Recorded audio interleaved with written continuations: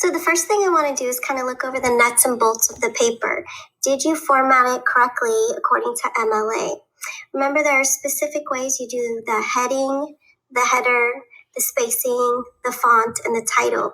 I've also included there for you a link to Al Purdue. This is an excellent academic website that answers a lot of questions about MLA formatting and also has some really good tutorials on writing a thesis statement and ways to improve your writing if you're looking to explore a little bit more.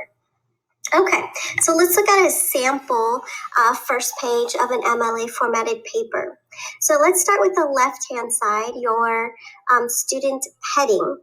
Now, it should be formatted just like this. So the first line is your first name and your last name. Make sure you capitalize correctly. The second line is my name, so Professor Carver. Remember, it's a K, not a C, and make sure you capitalize correctly. The third line will be our class, which is English 1A dual enrollment. You can just do capital D, capital E for that part if you'd like. And the fourth line sometimes is a little tricky. It's the date, then the month, capitalized and spelled out, and then the year. So take a minute to look at your heading and make sure you have all the components done correctly. Okay, let's go to the top right-hand corner and notice that this is where there will be a header. And you go File, Insert Header to do that. And it's your last name, capitalized, space, and the page number. You can set this up on Google Docs to format each page after the first one for you so you don't have to add it in. Okay, so take a look at your page also and check over your font. Did you remember to use size 12? And is it Times New Roman font? And is your paper double spaced? You should also have 1-inch margins around your paper. This is done automatically, so unless you would change the settings on your margins, it should be set up correctly. All right, going to the middle there of the page, did you remember to include a title for your paper? If not, no worries. Write yourself a note and you can add it in. Now try to do something more creative than Fast Food Nation Paper 1, because that's kind of boring and it doesn't really let me know what your topic is. So try to find something creative. Notice that the title is in size 12 font. It's Times Roman numeral. It's not bold. It's not italicized. It's not quoted. It's not underlined. It looks like the rest of the text. Make sure you capitalize in your title correctly. So besides little joiner words like the and to, we should see capitals in the words in the title. Okay, so check that over for a minute. Ask yourself if it's creative. If not, write yourself some notes. Okay, look at the entire paper. Did you indent your paragraphs? Did you hit that tab button or space 5 times? If you're looking at your paper and it's one big body, you need to go in and organize it and make sure you have indentations and you have your subjects organized by paragraph. So look at that quickly. Awesome. So again, if I'm going too fast, just pause the video so that you can go at your own pace. Awesome. Okay, now let's take a look at your introduction. I taught you that there are certain things the introduction does need. And the first one is, does it start off with a hook or an eye catcher? Is it something exciting? I provided you with some websites and some samples to go explore how to create a hook. Remember, you can ask a provocative question, make a statement, use a description, a quick little anecdote, something that ties in with your topic and makes the reader go, I want to learn more about that topic. So kind of look at the beginning of your introduction. Is it engaging? Is it hooking the reader to want to read more? All right, after your hook, you should have your background information. Kind of pretend that the reader has not read the primary text that you're using in this paper. So you'll include some background information like who is the author, what is the title, what is the text about. If you're diving into a specific topic from Fast Food Nation, then give us a little background on what the author presents on that topic. This is not where you put quotes or textual evidence. It's just like a summary, a paraphrase, if you will, of what the information is. All right, the most important part of the introduction is your thesis. And your thesis should be listed as the last sentence of the introduction. It should be extremely clear. I should know what your topic is and what stand you're taking in regard to that topic. That doesn't need to be I believe or I will prove. You can leave out that pronoun I, and actually I think it makes for a more academic tone, but just make sure I know your topic and what your stand is on it. What needs to change? What is wrong with the topic? I need to know, what are you going to present to me and prove? Okay, remember, you can always pause the video.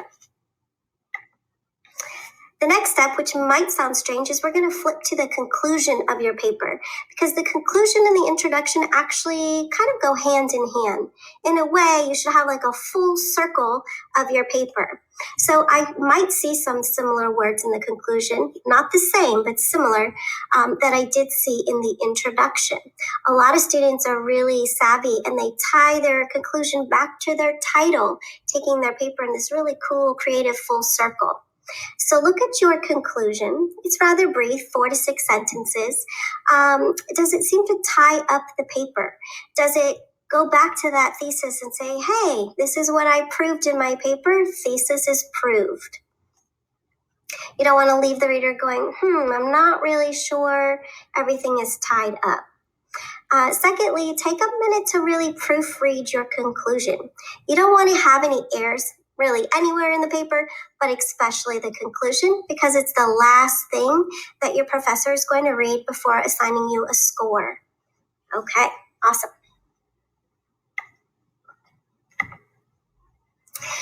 Okay, this might sound a little bit unconventional, but we're going to read through your paper, but we're going to read it backwards. Not literally backwards, but we're going to start with the last sentence in your conclusion.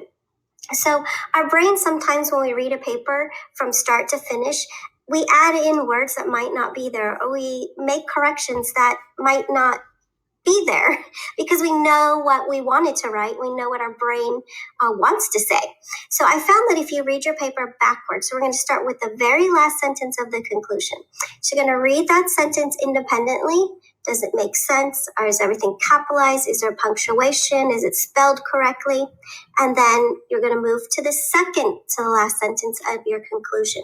So you're going to continue in this fashion, reading it, the last sentence, second to last sentence, third to last sentence, until you're all the way through your paper, back to your first sentence, your hook.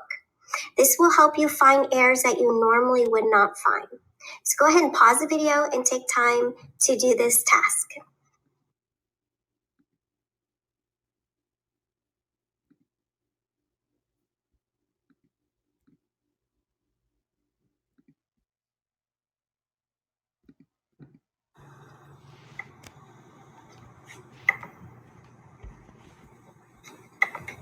Okay, so I'm going to have you now look at your paper, kind of skim it through. I wrote read, but read if you're dedicated and you really want to get in there and read it again, or kind of skim it. I want you to really pay a particular attention, to the sentence starters, the phrases that start each paragraph. They should have some transitions, and I provided a little link here for you if you're struggling with transitions. And OutPurdue is also another great website to do that. So does your paper flow from paragraph to paragraph? Do you kind of guide the reader through your ideas and kind of connect each one as you go? Easy transitions are phrases like next, in addition, furthermore, in addition to. So go ahead and take a minute and look to see if you've transitioned the reader through your paper. And if not, make yourself a note to go back and add in some transitions.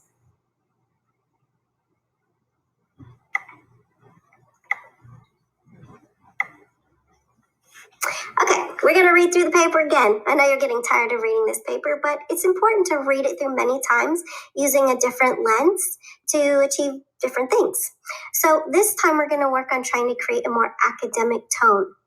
So what I'd like you to do is to read through your paper and box any words that seem really simple or pedestrian.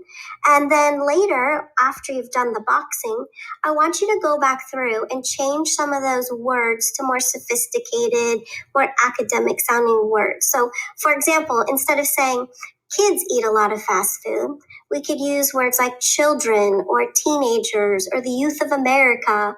So words that are more distinguished, more academic sounding, less slangish, if you